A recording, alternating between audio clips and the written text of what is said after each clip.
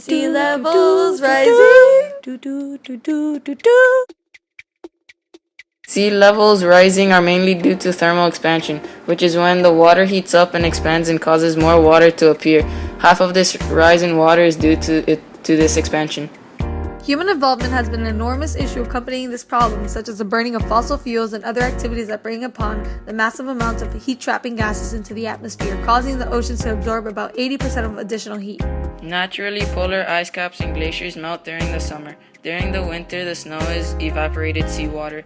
The snow balances out the sea level. Global warming is causing the summer melts to be more than usual, and the snowfalls have been less because there are shorter winters and earlier springs. This causes runoff to be more than usual, causing the sea levels to rise. Between 1972 and 2008, the shrinking land ice has contributed about half of the sea level rise. About half an inch has been added to the sea level from 2003 to 2007. This is contributing 75 to 80% of the sea level increase up to that. Because of certain technological advances such as core samples, tide gauge readings, and most importantly satellite readings show that global mean sea levels GMSL has risen from around 4 to 8 inches. Greenland and West Antarctica have been victims to the melting ice sheets that cover them due to rising temperatures.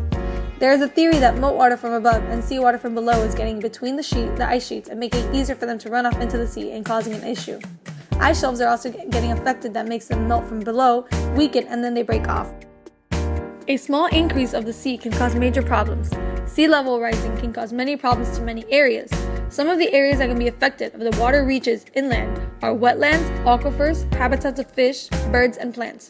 There can also be problems with erosion and with agricultural soil. A factor to more powerful storms is when it hits land, which leads to higher sea levels, which can equate to a storm that will destroy everything in its path. Hundreds of millions of people live in areas that can be flooded. These people will be forced to relocate to areas. Some types of islands, especially low-lying islands, can be submerged by the rising sea levels. There are many predictions explaining that the warming will continue if it keeps going at this pace, and there isn't something done about it.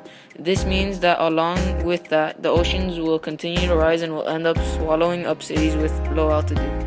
By 2100, it is predicted that the oceans will rise 2.5 to 6.5 feet, which is enough to swallow many cities along the U.S. East Coast, such as Miami. An even more extreme prediction would be that Greenland's ice sheets will completely melt and the ocean levels will rise up to 23 feet, which is enough to sink all of London. It is highly unlikely that we can completely prevent the sea to swallow us, but we can, however, slow it down. A prediction by the National Center on Atmospheric Research states that the rate can be cut down to 6 and 20 inches in 2100 if done something about. But we cannot stop it all. Cutting carbon emissions that stabilize global temperatures is an easier alternative than trying to stabilize the sea level rise. The carbon dioxide in the air will give us problems with the ocean for centuries. We can slow down the rate of sea level rise with a great. No matter what we do on carbon emissions, we will still need to adapt to the rise. Counting the emissions in an optimistic scenario would still result in the rise going up to 11 inches. Keeping the sea level down will be a very big thing to do. To keep the sea level down a foot or lower is a big significance. If we don't do this, more parts of New York will be in the flood zone. The adaptation costs for Florida will go up by billions with each rise in the sea level. If we don't keep our sea level steady, then the sea level will be a very big problem for future generations.